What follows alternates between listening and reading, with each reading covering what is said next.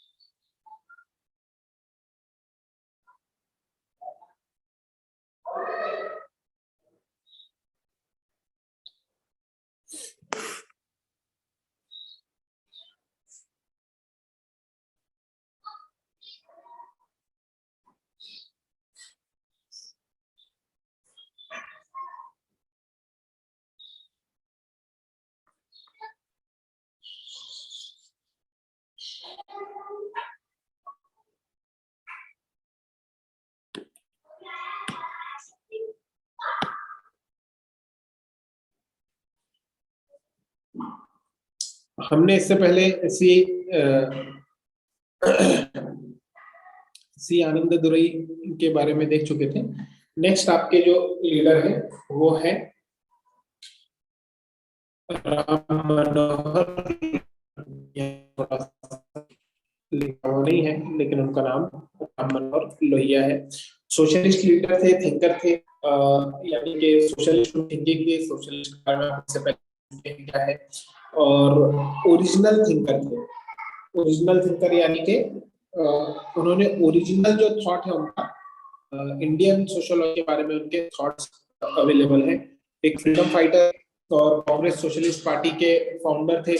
बाद में जब पार्टी के अंदर पेरेंट पार्टी में स्प्लिट हुआ तो सोशलिस्ट पार्टी के वो फाउंडर बन गए। ऐसा ही होता है, पार्टीज बनती है फिर उनके अंदर स्प्लिट हो जाता है, फिर उन पार्टीज में भी स्प्लिट होता है। इस तरीके से टुकड़े टुकड़े ये होते ही रहती हैं पार्टीज। कांग्रेस कई बार टूटी है और आपकी सोशलिस्ट कम्युनिस्ट पार्टी टूटी है, सोशलिस्ट पार्टी टूटी है, ऐसे कई पार्टी बार बार टूटी है। बाद में फिर संयुक्त सोशलिस्ट पार्टी के लीडर भी ये रहे। लोकसभा 1963 से 67 तक काइंड करके जो एक पीस इनका निकलता था और जन करके पीस निकलता था, उसके एडिटर है। और original contribution to non European socialist theory. तो एक पॉलिटिकल लीडर के तौर पर वो नेहरू के ऊपर बड़े करते थे। उनकी नॉन कांग्रेसिज्म की स्ट्रेटेजी थी और को सपोर्ट करते थे बैकवर्ड कास्ट के लिए, इंग्लिश को अपोज करते थे। तो ये आपके थे राम मनोहर लोहिया।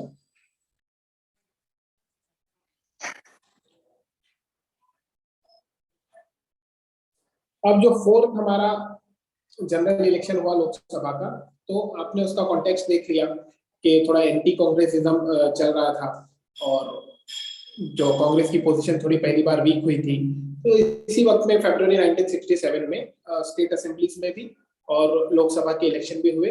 कांग्रेस पहली बार नेहरू के बिना यहाँ पर काम कर रही थी, तो अब ये बहुत बड़ा टेस्ट था कांग्रेस के लिए भी, इंडिया के लिए भी। लोगों को डाउट कांग्रेस पर भी था कि नेहरू के बिना कांग्रेस टिक पाएगी क्या, और लोगों को डाउट इंडिया पर भी था, यानी कि जो पॉलिटिकल साइंटिस्ट थे वर्ल्ड ओवर के, उनको ये भी डाउट था कि क्या इंडिया भी टिक पाएगा या नहीं टिक पाएगा।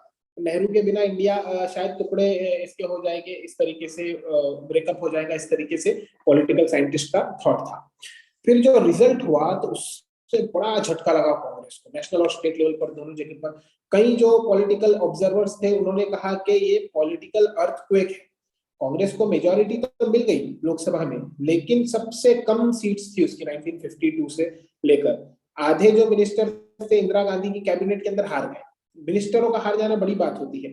पॉलिटिकल स्टालवार्ट, स्टालवार्ट किसको बोलते हैं, जो बड़े बड़े दिग्गज, जिसे हम उर्दू और हिंदी में कहते हैं पॉलिटिकल लीडर्स थे, उन्होंने अपनी कॉन्स्टिट्यूएंसीज हार गए। कामराज करके जो थे कांग्रेस के बहुत बड़े लीडर थे, वो तमिलनाडु के अंदर हार गए। एस के पाटिल महाराष्ट्र के अंदर हार गए। अतुल्य घोष घोष वेस्ट बंगाल में हार गए और केबी सहाय बिहार में हार गए। ये बड़े बड़े दिग्गज लीडर अपने अपनी इलाके के थे, कांग्रेस के लीडर्स थे, सारे के सारे क्या हो गए, हार गए। 1967 के जो असेंबली रिजल्ट थे, तो इससे पहले आपने देखा कि कांग्रेस की अक्सर वो बेशतर जगह पर हुकूमत हुआ करती थी, लेकिन 1967 में पंजाब, राजस्थान, दिल्ली, उत्तर प्रदेश, बिहार, वेस्ट बंगाल, उड़ीसा, तमिलनाडु, केरला, गोवा, यहाँ कहीं भी, और आपका ये हिमाचल प्रदेश, इन सारी जगहों पर कांग्रेस को पहली बार हुआ कि इतने ज्यादा स्टेट्स में कांग्रेस हारी और यहाँ पर उसको मेजोरिटी नहीं मिल पाई। और जो दूसरे स्टेट्स हैं जैसे गुजरात, महाराष्ट्र, मैसूर, मध्य प्रदेश, आंध्र प्रदेश, असम, जम्मू वगैरह, यहाँ पर वो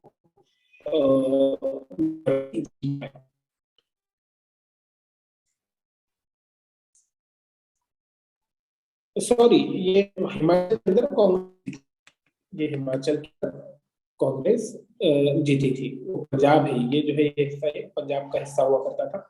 बाद में जब पंजाब हरियाणा बना, उस वक्त हरियाणा नहीं बना था, तो हरियाणा यहाँ से बन गया और ये जो हिस्सा था फिर वो हिमाचल को दे दिया गया। तो कपूरथला वगैरह गालिबन ये उस तरफ का इलाका, हिमाचल में भी सिख लोग हैं काफी। तो ये जो इतना ड्रामेटिक चेंज आया, पॉलिटिकल चेंज आया, तो बहुत ज्यादा था।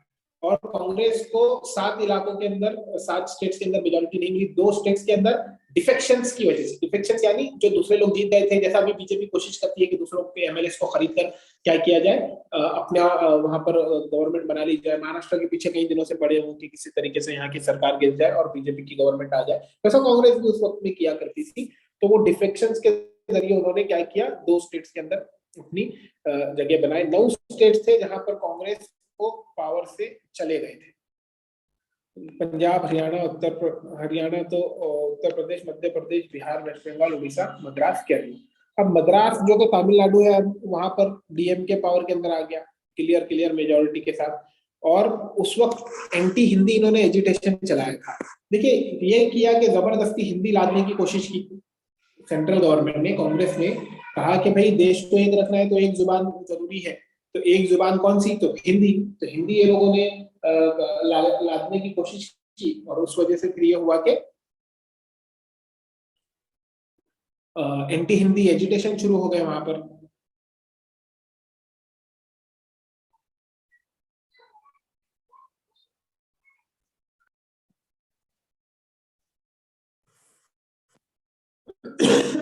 तो एंटी हिंदी एजुटेशन के ऊपर स्टूडेंट्स ने वहां पर एजुटेशन चलाया और इम्पोजिशन, हिंदू हिंदी को ऑफिशियल लैंग्वेज बना रहे थे, उसके खिलाफ में ये लोग थे।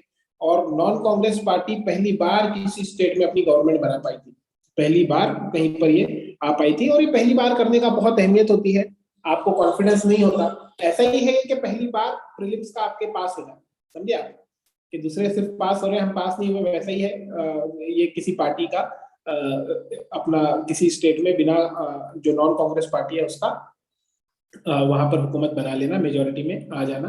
दूसरे जो 8 स्टेट्स थे वहां पर कोलिशन गवर्नमेंट्स थी, अलग अलग नॉन कांग्रेस पार्टीज की, जो लोगों ने हुकूमत बनाई थी।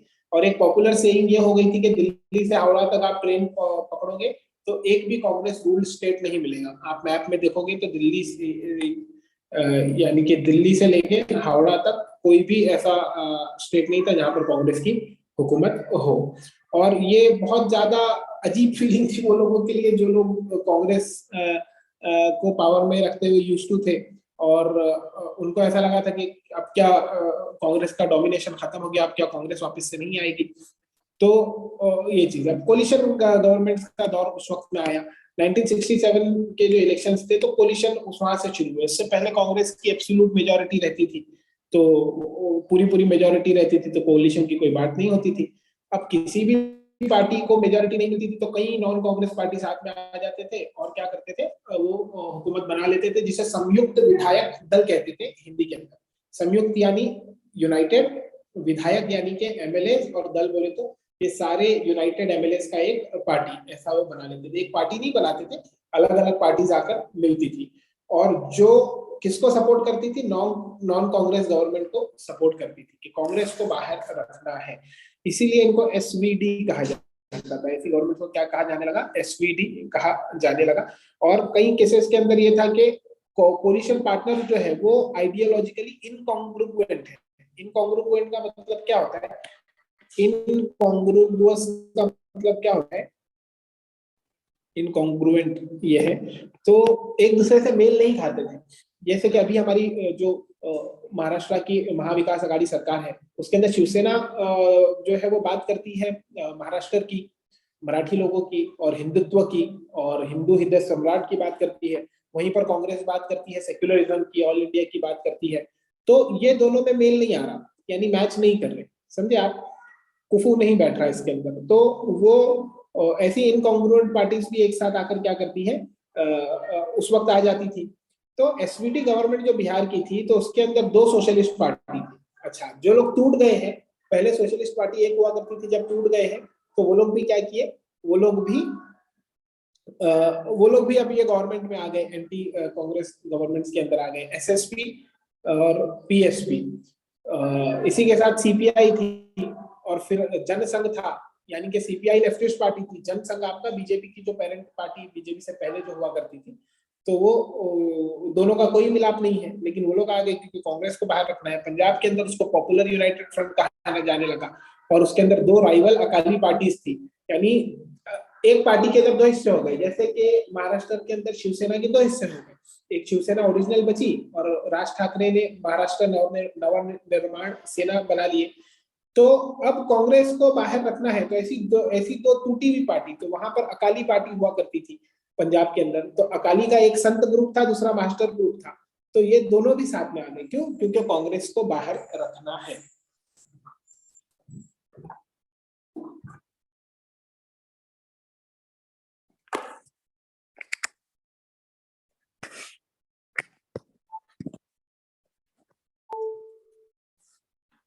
ये सारे जतन किए जाने लगे कांग्रेस को बाहर रखने के लिए। अब ये कार्टूनिस्ट ने देखिए चरण सिंह का बनाया है कि एक United front non communist party का 1974 के अंदर। देखिए चरण सिंह के पीछे इतने सारे लोगों को लेकर बैठना पड़ता था। अब डिफेक्शन एक उस वक्त में हुआ करते थे, एंटी डिफेक्शन लॉ है, 10th शेड्यूल है, आप जानते हैं। तो ये शुरू कहाँ से हुआ, ये लॉ आया कैसे, कोई कानून क्यों बनाया? देखिए आप भी और हम भी जो अपने अपने पर्सनल लेवल पर कुछ कानून बनाते हैं, हम हमारे उसूल चेंज करते हैं, तो हमारी जिंदगी में कभी कुछ होता है और उससे हम फिर सबक लेते हैं और कुछ उसूल बनाते हैं कि नहीं, अब से ये नहीं करना, अब से ऐसा करना है, अब से ऐसा करना है। हमारे एक दोस्त है, उसके वालिद साहब का इंतकाल हो गया, उनको यानी कि हार्ट अटैक वगैरह आ गया था, काफी उन्होंने कोशिश की उनका सर्जरी वगैरह के लिए बॉम्बे से चेन्नई गए, वहां पर वो ओपन हार्ट सर्जरी वगैरह हुआ, लेकिन फिर भी वो उनका वक्त आ गया था, इंतकाल हो गया। तो वो दोस्त सिगरेट वगैरह पिया करता था, तो उसने फिर उसूल बना लिया कि अब से मैं सिगरेट नहीं पीऊंगा। इतने नजदीक से जब उसने डेथ देखा और देखा कि ये हेल्थ वगैरह कितनी इंपॉर्टेंट होती है, तो उसने इस तरीके से अपने लिए उसूल बना लिया। तो पहले प्रॉब्लम हुआ तो हम कानून बनाते हैं, ऐसे ही नेशनल इंटरनेशनल लेवल पर पहले प्रॉब्लम देखते हैं क्या है और उसके ऊपर कानून हम बनाते हैं। तो 1967 के इलेक्शन के अंदर जो डिफेक्शंस थे वो बहुत ज्यादा हो गए, यानी कि कांग्रेस को अपनी गवर्नमेंट बनानी थी, अब उसके पास उतने एमएलए नहीं थे, दूसरे पार्टीज के पास एमएलए थे, तो कांग्रेस ने क्या किया, वहां से खरीद लिया बोले तो खरीदा कैसे जाता है भाई? आप एमएलए है, जीत गए आप जीत गए, अब आपको लालच दिया कि मिनिस्टर बना देंगे, आपको पैसे दे देंगे, आपको पोर्टफोलियो यानी मिनिस्ट्री अच्छी वाली दे देंगे। इस तरीके से लालच देने के बाद आप क्या बोलते हो, मैं कांग्रेस में जा रहा हूँ। तो जब कोई कानून ही नहीं था, एंटी डिफेक्शन से पहले कोई कानून था ही नहीं ना, कि ऐसा जाना मना ही नहीं था, आप जा सकते थे। जैसे कि अभी आप कहीं पर जॉब करते हैं, कहीं पर आप जॉब करते हैं और मान लीजिए टीचिंग जॉब करते हैं आप, यूपीएससी के टीचर हैं या नीट के हैं, आईआईटी के हैं, तो वहां पर अब अलग अलग क्लास चल रही है, मान लीजिए अलग अलग पार्टीज है। तो एक क्लास वाला बोल रहा है कि भाई मेरे पास आ जाओ तुम, मैं ज्यादा पैसे देता हूँ, वहां 50 लाख रुपए देने में 1 करोड़ रुपए देता। तो आप चले गए उसके पास, तो कोई बुराई थोड़ी है और कोई मनाही भी नहीं है, कोई ऐसा एग्रीमेंट भी नहीं था कि मैं नहीं जाऊंगा। आपको वो नहीं बोल सकते कि आपकी क्लास वाला कि आपने गलत किए और ना आपने गलत किया, तो क्योंकि ऐसा कानून ही नहीं था। तो ऐसा उस वक्त में कोई कानून नहीं था, तो एमएलए यहाँ से वहां चला जाता था, लालच के बेसिस पर ही जाता था। अखलाकी तौर पर गलत लगता है वो कि तुमने जीता है इनके बुनियाद पर और फिर चले गए, लेकिन ऐसा कोई लीगली कोई गलत काम वो नहीं था। अब जो कांग्रेस के ब्रेकअवे लेजिस्लेचर्स थे, तो उन्होंने क्या किया कि उन्होंने नॉन कांग्रेस गवर्नमेंट बनाने के अंदर हरियाणा, मध्य प्रदेश और उत्तर प्रदेश में बहुत ज्यादा इंपॉर्टेंट रोल किया। भाई कांग्रेस जब दूसरों की पोचिंग कर रही है, हॉर्स ट्रेडिंग कर रही है, दूसरे एमएलए को खरीद रही है, तो कांग्रेस की भी तो टूट टूट के जा रहे हैं। अब क्या होता है, कांग्रेस जैसी बड़ी पार्टी के अंदर एक चीफ मिनिस्टर आप बना रहे हैं, चीफ मिनिस्टर बना रहे हैं, दूसरे कई एमएलए हैं जो समझते हैं कि मैं भी इंपॉर्टेंट हूँ, मुझे चीफ मिनिस्टर बनाना चाहिए, तो वो एमएलए क्या करते हैं, वो अपना गट जो होता है, उनके जो ग्रुप होता है उसको लेकर अलग हो जाते हैं, और अलग होकर वो क्या करते हैं, वो कोशिश करते हैं कि हम बन जाए चीफ मिनिस्टर। तो दूसरी पार्टी उनको बोलती है अच्छा अच्छा ठीक है तुम चीफ मिनिस्टर बन जाओ, हम तुमको सपोर्ट करेंगे। हालांकि सब रिस्की काम होता है। हाँ, ये रिस्की काम है कि आप एक अपनी एस्टेब्लिश्ड पार्टी में से निकलकर आप जा रहे हैं और फिर वापस आने का मौका नहीं है, और दूसरे लोग आपको मदद करेंगे या नहीं करेंगे ये भी रिस्क होता है। सामने से वो लोग क्या करते हैं, दूसरी पार्टी वालों ने धोखा दे दिया, तो जैसा कि इनके साथ हुआ आपके हमारे महाराष्ट्र के अंदर, सुबह सुबह उनको बना दिया देवेंद्र फडणवीस को चीफ मिनिस्टर। हालांकि वो अपनी पार्टी छोड़कर नहीं आए थे, लेकिन अजीत पवार ने वहां से कई एमएलए को लाकर इनको चीफ मिनिस्टर बना दिया, खुद डिप्टी चीफ मिनिस्टर बन गए, और बाद में फिर कैंसिल भी हो गए। इस तरीके से सुबह चीफ मिनिस्टर बन गए, शाम में गायब हो गए, तो ये बड़ा रिस्की होता है। तो देवेंद्र फडणवीस की बात मजाक उड़ रहा है, सब हो रहा है, तो इतने सारे रिस्की काम है उस वक्त भी होते थे, लेकिन लोग रिस्क लेते थे। तो हरियाणा, मध्य प्रदेश, उत्तर प्रदेश के अंदर इन्होंने जो गवर्नमेंट बनाई वो इसी तरीके से जो कांग्रेस के टूटे हुए एमएलए थे उनके जरिए से बनाई थी। अब ये कंटिन्यूअसली कांस्टेंट रीअलाइनमेंट हो रहा है और शिफ्टिंग पॉलिटिकल लॉयल्टीज हो रही है, यानी आप कभी इस पार्टी में कभी उस पार्टी में, कभी आपको यहाँ पर फायदा दिख रहा है तो आप यहाँ जा रहे, कभी वहां फायदा दिख रहा है तो वहां चले जा रहे। तो उसी वक्त में एक आया राम गया राम की स्टोरी हुई कि वहां पर होता ये था कि एक बंदा था गयालाल, तो गयालाल एमएलए था हरियाणा के अंदर 1967 के अंदर। तो फोर्टनाइट बोलते हैं 15 दिनों को, फोर्टनाइट किसको बोलते हैं, 15 दिनों को बोलते हैं। गयालाल ने क्या किया, 15 दिन के अंदर 3 बार पार्टी चेंज किया। पहले कांग्रेस से यूनाइटेड फ्रंट में गया, फिर कांग्रेस में वापस चला गया, फिर 9 घंटे के अंदर वापस से यूनाइटेड फ्रंट के अंदर आ गया। तो उस वक्त ये कहा जाने लगा कि गयालाल ने ये कहा कि जब ये कहा कि मैं कांग्रेस छोड़ रहा हूं, नहीं मैं यूनाइटेड फ्रंट छोड़ रहा हूं और कांग्रेस में जा रहा हूं, तो कांग्रेस का जो लीडर था राव बीरेंद्र सिंह उस वक्त में थे वहां पर हरियाणा के अंदर, तो उन्होंने चंडीगढ़ की प्रेस के सामने उनको लाया, यानी भाई सामने प्रेस होता है ना उस वक्त में, न्यूज रिपोर्टर ये तो नहीं होते थे आपके मीडिया वाले, मीडिया था लेकिन प्रेस वाला था, न्यूज़पेपर वाला था, खाली जर्नलिस्ट खड़ा है और क्या कर रहा है, लिख रहा है। वीडियो वाले बहुत कम हुआ करते थे, बहुत बड़ा अगर प्रेस है आपका तो वीडियो ले पाएंगे आप, फोटोग्राफर वगैरह होते थे।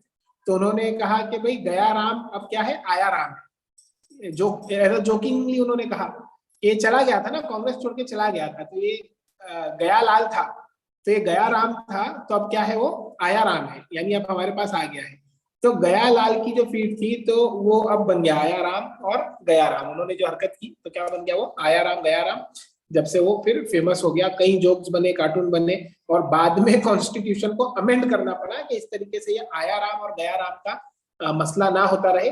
लेकिन इससे भी मसले का हल नहीं निकल रहा है। लेटेस्ट यूपीएससी ने क्वेश्चन किया है कि आप एक काम करते हो, आपने एंटी डिफेक्शन लॉ ला दिया, एंटी डिफेक्शन लॉ के अंदर ये हो गया कि आप दूसरी पार्टी में नहीं जा सकते, तो उस लॉ में ये भी है कि कम से कम 1/3 एमएलए आपके साथ, कितने हो 1/3 एमएलए हो। भाई आपकी पार्टी में हो सकता है कि जेन्युइन प्रॉब्लम हो, आपकी पार्टी गलत काम कर रही है या आपको जेन्युइन इश्यूज हो, तो आपके अकेले की बात नहीं सुनी जाएगी, आपको 1/3 एमएलए लगेंगे। मान लो 60 एमएलए आपके हैं, आप अगर जाना चाह रहे हैं तो 20 एमएलए अपने साथ देना चाहिए कि नहीं हम अलग पार्टी बना रहे हैं, तो बड़ा मुश्किल हो गया जाना, फिर भी जाया जा सकता है।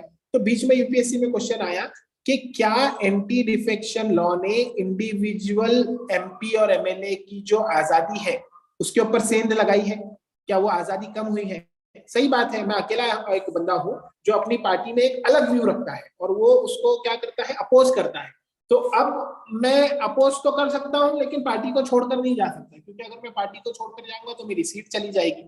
तो अब क्या होता है, उसकी मिसाल मैं आपको देता हूं कि बहुत ज्यादा खाना खाओगे तो तकलीफ, बहुत कम खाना खाओगे, रोज रोजे रखोगे तो तकलीफ। तो एक हमको हालात के हिसाब से, वक्त के हिसाब से एतदाल रखना पड़ता है, बहुत ज्यादा भी ना खाया जाए और बहुत कम भी ना खाया जाए। तो बहुत ज्यादा आपने पाबंदियां लगा दी डिफेक्शन के ऊपर तो तकलीफ, कोई पाबंदी नहीं थी तो तकलीफ, तो ये हर चीज में ये एक सिरातल मुस्तकीम होती है हर चीज की। तो वो डिफेक्शन के अंदर ये हुआ कि थोड़ी सी अब ज्यादती हो रही है। खैर बात और आगे निकल जाएगी। अब कांग्रेस के अंदर ये जो बंदे थे, के कामराज 1903 से 1975 तक फ्रीडम फाइटर थे, कांग्रेस के प्रेसिडेंट रह चुके, चीफ मिनिस्टर मद्रास के थे। इन्हीं के बारे में था कि ये हार गए थे इलेक्शन 1967 के अंदर खुद की सीट से, और एजुकेशनल डेप्रिविएशन उन्होंने फेस किया, यानी एजुकेशन उनको नहीं मिल पाया। फिर उन्होंने मद्रास के अंदर एजुकेशन को फैलाने के अंदर बहुत ज्यादा कोशिश की।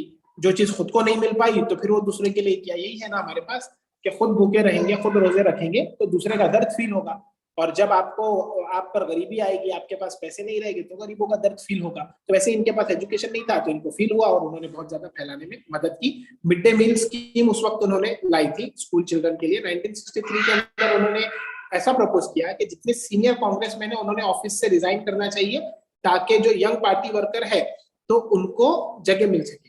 भाई सीनियर लोग हटेंगे नहीं तो जूनियर लोग काम कैसे करें, समझिए। और सीनियर लोगों के पास एक्सपीरियंस होता है लेकिन जूनियर लोगों के पास जोश होता है, तो काम करने के लिए जूनियर लोगों को देना चाहिए और सीनियर लोगों ने गाइड करना चाहिए, ऐसा एक कहा जाता है। या फिर ये हो कि जूनियर लोग इतने ज्यादा लॉयल हो, जूनियर लोग इतने ज्यादा लॉयल हो कि सीनियर जो बोले वो करेगा। लेकिन ऐसा आमतौर से नहीं होता, आमतौर से ये चपकलिश चलती रहती है। तो इन्होंने कहा था कि भाई हटाओ सबको, रिजाइन कर दो सब। तो उसी को क्या कहते हैं, कामराज प्लान कहते हैं। अब कांग्रेस के अंदर फूट पड़ी 1967 के बाद। कांग्रेस ने पावर तो उसके पास रह गया लेकिन मेजोरिटी बहुत कम हो गई, कई स्टेट्स में पावर चला गया। इसी के साथ साथ कांग्रेस को हराया जा सकता है ये प्रूव हो गया। जैसे अभी कहा जा रहा है कि बीजेपी इज इनविंसिबल, तो जैसे बीजेपी को इन्होंने हरा दिया था लालू प्रसाद और नीतीश कुमार ने मिलकर, तो बड़ा वाहवाही उन्होंने हरा सकते हैं, बीजेपी को हरा सकते हैं। बीजेपी ऐसी कोई चीज नहीं है जिसको हराया नहीं जा सकता। दिल्ली के अंदर अरविंद केजरीवाल ने हरा दिया तो बहुत ज्यादा वाहवाही हुई कि बीजेपी वैसी बन गई ना कांग्रेस के जैसी, कि हर जगह बीजेपी का हुकूमत और हर जगह पूरे ऑल ओवर इंडिया भी। खैर उतनी मेजोरिटी नहीं मिली अब तक उनको, लेकिन फिर भी बीजेपी की हर जगह हुकूमत है। तो महाराष्ट्र की वंचित अघाड़ी सरकार बन गई तो फिर उन लोगों ने वाहवाही दी, अरे यार हराया तो जा सकता है बीजेपी को। तो वैसा ही उस वक्त में कांग्रेस के साथ होने लगा। और लेकिन कांग्रेस का कोई सब्सटीट्यूट नहीं था, जैसे बीजेपी का भी कोई सब्सटीट्यूट अभी नहीं है। कई नॉन कांग्रेस जो कोलिशन गवर्नमेंट के स्टेट्स के अंदर वो ज्यादा दिन नहीं टिक पाई। अब इतना एक तरफ लेफ्ट है एक तरफ राइट है, यानी कि एक तरफ कम्युनिस्ट गवर्नमेंट एक तरफ जनसंघ यानी जो बीजेपी की परमानेंट बॉडी है, वो उस वक्त में आकर एक सरकार बना के चल रही है। तो इतने इतने अलग अलग मिजाज वाले लोग बहुत ज्यादा दिन तक काम नहीं कर सकते। इसकी मिसाल मैं ऐसे दूं आपको कि आपने ग्रुप बनाया हुआ है स्टडी के लिए, एक एकदम एक्सट्रीम दिमाग वाला है, दूसरा दूसरे एक्सट्रीम दिमाग वाला है, यानी एक आरएसएस वाला है और एक एकदम यानी कि जमात इस्लामी वाला है और कट्टर है एकदम। वो दोनों कितने दिन तक जो ग्रुप में रह लेंगे और कितने दिन तक साथ में वो काम कर लेंगे? दोनों के मकासद तो अपोज कर रहे हैं, अलग अलग जा रहे हैं। तो अब उनकी मेजोरिटी इसी तरीके से खत्म हो गई, जो लोगों ने कांग्रेस को छोड़कर सरकार बनाई थी, और उन्होंने नए कॉम्बिनेशन बनाए या फिर प्रेसिडेंट्स रूल इम्पोज करना पड़ा। जैसे कि कुछ कुछ गवर्नमेंट जैसे बनी थी तो बीजेपी ने हटाकर फिर खुद आ गई। तो वैसे ये एक्सपेरिमेंट तो रहा कि एंटी कांग्रेसिज्म की वजह से कई गवर्नमेंट्स बनी, लेकिन फिर वो बहुत ज्यादा दिन तक टिक भी नहीं पाई, स्टेबिलिटी नहीं आती ऐसी गवर्नमेंट्स के अंदर। स्टेबिलिटी यानी कि बहुत दिनों तक वो नहीं चल पाती। Indira versus syndicate. अब रियल चैलेंज जो इंदिरा गांधी को था वो अपोजिशन से नहीं आया, लेकिन कहां से आया? खुद उनकी पार्टी में से आया। उनकी पार्टी के अंदर एक सिंडिकेट ग्रुप था जो पावरफुल और इन्फ्लुएंशियल लीडर्स का था कांग्रेस के अंदर। फिर सिंडिकेट ने क्या किया था? सिंडिकेट ने ही इंदिरा गांधी को प्राइम मिनिस्टर बनाया था और उनको लीडर ऑफ पार्लियामेंट्री पार्टी बनाया था। और ये लीडर उनको लगा था कि इंदिरा गांधी उनकी बात सुन के आगे बढ़ेगी, उनकी बातें सुनेगी, गूंगी गुड़िया साबित होगी, लेकिन ऐसा नहीं हुआ। तो ये जो लीडर थे उन्होंने इंदिरा गांधी को एक्सपेक्ट किया कि वो सुनेगी, लेकिन नहीं सुना। तो इससे ये हुआ कि धीरे धीरे इंदिरा गांधी ने अपनी पोजीशन पार्टी के अंदर मजबूत की और असर्ट किया यानी कि ये बताया कि लीडर कौन है, मैं ही लीडर हूँ और मेरी बात सुनी जाएगी पार्टी के अंदर भी और गवर्नमेंट के अंदर में। और उसने फिर क्या किया, कुछ दूसरे लोग जो कि उसके एडवाइजर थे, उनको पार्टी के बाहर से चुना और स्लोली और केयरफुली धीरे धीरे उन्होंने क्या किया, सिंडिकेट को साइडलाइन कर दिया। तो सिंडिकेट ने इनको बनाया था तो उन्हीं से इंदिरा गांधी को डर भी लग रहा था कि इन्होंने मुझे बनाया तो मुझे गिरा भी सकते। तो उन्होंने जो एडवाइजर्स चुने तो वो बाहर वालों को चुना। आपने देखा होगा दिल्ली के सुल्तान जो थे तो वो लोग जो अपने खास लोग रखते थे तो वो गुलामों को रखते थे। कि गुलाम क्या करते हैं, बड़े बड़े मिनिस्टर गुलामों को बनाते थे कि गुलामों का अपनी खुद की कोई पोजीशन नहीं है, तो ये गुलाम जो है वो बहुत ज्यादा बगावत नहीं कर पाएंगे।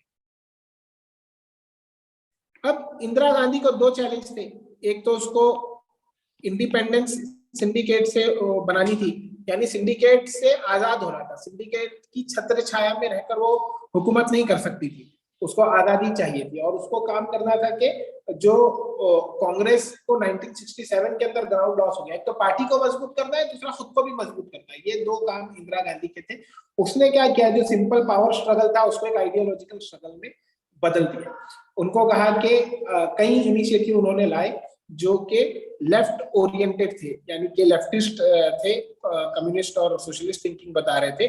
कांग्रेस वर्किंग कमेटी को उन्होंने क्या किया, 10 पॉइंट प्रोग्राम में 1967 के अंदर अडॉप्ट करना लगाया, और ये प्रोग्राम के अंदर था कि सोशल कंट्रोल ऑफ बैंक्स, कि बैंक को नेशनलाइज कर दो, जनरल इंश्योरेंस कंपनी को नेशनलाइज कर दो, अर्बन प्रॉपर्टी के ऊपर क्या करो, सीलिंग लगा दो, बहुत ज्यादा प्रॉपर्टी कोई नहीं रख सकता, और इनकम और public distribution of food grains है, अर्बन प्रॉपर्टी और इनकम पे भी सीलिंग लगा दी कि तुम इससे ज्यादा नहीं कमा सकते।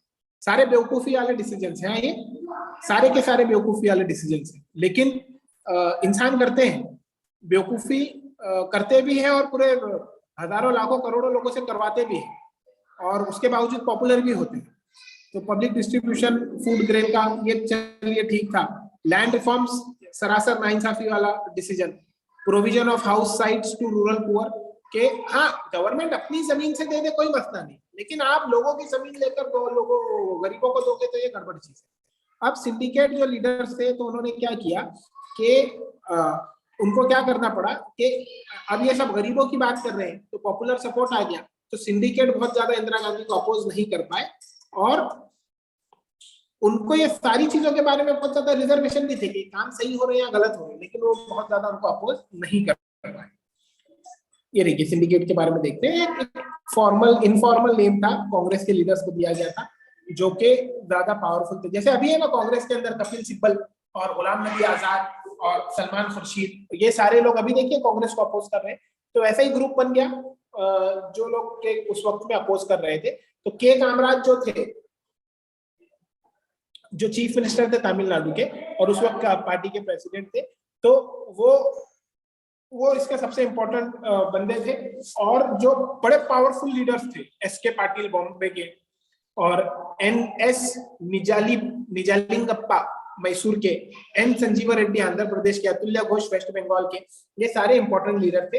तो देखिए क्या होता है, जब मजे की बात यह है कि जब इलेक्शन वगैरह होते हैं तो अब इंदिरा गांधी को अपनी पोजीशन भी मजबूत करनी है, इलेक्शन भी जीतना है, तो कभी कभी वो करते हैं कि ऐसे जो बड़े बड़े लीडर रहते हैं तो चुपके चुपके उनको हराया जाता है। तो देखिए सारे लीडर हारे भी अपने अपने इलाके से, ये सारे लीडर हारे क्योंकि ये हो सकता है कि इंदिरा गांधी ने हरवाया हो। बताते हैं कि नरेंद्र मोदी ने अरुण जेटली को हरवा दिया, क्योंकि अरुण जेटली बड़े इंपॉर्टेंट लीडर थे, और अरुण जेटली जो थे वो बड़े इंटेलेक्चुअल भी थे, तो उनको उन्होंने कहां से, अमृतसर से हरा दिया, और फिर राज्यसभा से उनको लाया, यानी एक तरीके से उन पर एहसान किया और उनको मिनिस्टर बनाया। तो इस तरीके से अपनी पोजीशन मजबूत करने के लिए इस तरीके से किया जाता है।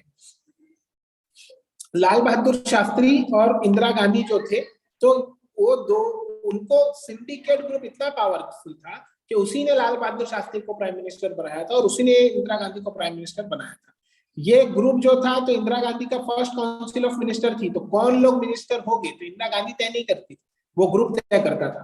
फिर पॉलिसी क्या होगी, इम्प्लीमेंटेशन क्या होगा, वो भी कौन तय करता था, सिंडिकेट ग्रुप तय करता था। कांग्रेस के अंदर जब स्प्लिट हुआ तो सिंडिकेट के जो लोग थे तो उन्होंने क्या किया, कांग्रेस के अंदर रहे। सिंडिकेट के लोगों को, जो लोग सपोर्ट करते हैं वो लोग कांग्रेस के रहे, उसको ओ नाम दिया गया। और इंदिरा गांधी की जो कांग्रेस थी, आर थी, तो उसको नाम क्या दिया गया, आर, कांग्रेस आर, और ये कांग्रेस ओ। तो अच्छा, फिर जो पॉपुलर सपोर्ट मिला वो किसको मिला, इंदिरा गांधी की कांग्रेस को मिला। तो ये सारे पावरफुल लोग जो थे उन्होंने क्या किए, बाद में चल के अपनी, उनका पावर भी खत्म हुआ, और 1971 के बाद उनकी प्रेस्टीज भी खत्म हो गई, क्योंकि 67 में ये सब हुआ। 71 में इंदिरा गांधी ने क्या कर दी, वॉर कर दी।